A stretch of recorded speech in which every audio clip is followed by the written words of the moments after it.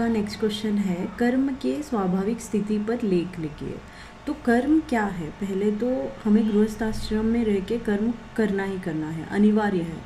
बिना कर्म के हमें मोक्ष या सिद्धि की प्राप्ति नहीं हो सकती। कर्म करते हुए हमें भक्ति भी करनी चाहिए।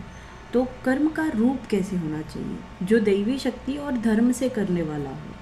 तो जीवन का एक अनिवार्य तत्व है जिसका पालन करके ही हमें जीवन जीना है। तो कर्म हम अपने स्वभाव के अनुसार करते हैं, जैसे सत्व हुआ, रजस हुआ और तमस हुआ, इन गुणों के मिलाव से हम कर्म करते हैं। तो इसीलिए कर्म क्या है? शरीर की क्रिया है, जैसे ज्ञानेंद्रिय, कर्मेंद्रिय सभी कुछ मिला के। और कर्म ये है कि स्वधर्मे निधन श्रेय परधर्म भयावहो, ये भी लिख सकते हो, जैसे अपने कर्तव्य का पालन करना चाहिए। तो इसीलिए कर्म करते समय हमें फल की चिंता नहीं करनी चाहिए और निष्ठा और स्वधर्म से, आत्मनियंत्रण से करना चाहिए। तो आप एक दो श्लोक इसमें लिख सकते हो।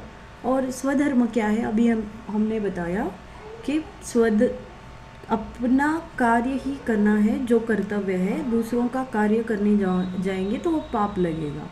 तो इसीलिए किसी का कार्य नहीं करना है। तो इसीलिए कर्म में निष्कामता।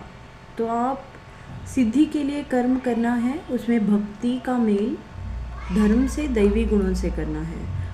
तो इसी तरह कर्म का परिणाम भी आप लिख सकते हो, उसका मानसिक और सामाजिक प्रभाव। अगर आप कर्म नहीं करोगे तो आपको मन में बहुत सारी विचार आएंगे और आप खुद से ही उलझ जाओगे। तो इसीलिए हमें किसी न किसी में ध्यान रखना है, एकत्रित करना है।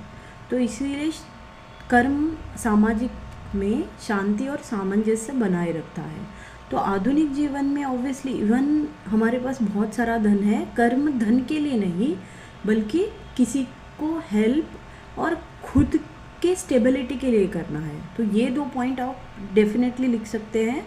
और आप निष्कर्ष यहाँ पे लिख सकते हैं कि कर्म के बिना हमें मुक्ति और मोक्ष का मार्ग नहीं मिल सकता। कर्म भक्ति से निष्काम कर्म करना चाहिए, ठीक है। और कर्म ना शारीरिक ही है, वो मानसिक बौद्धिक भी है, वो आत्मज्ञान की ओर ले जाता है। हरे कृष्णा।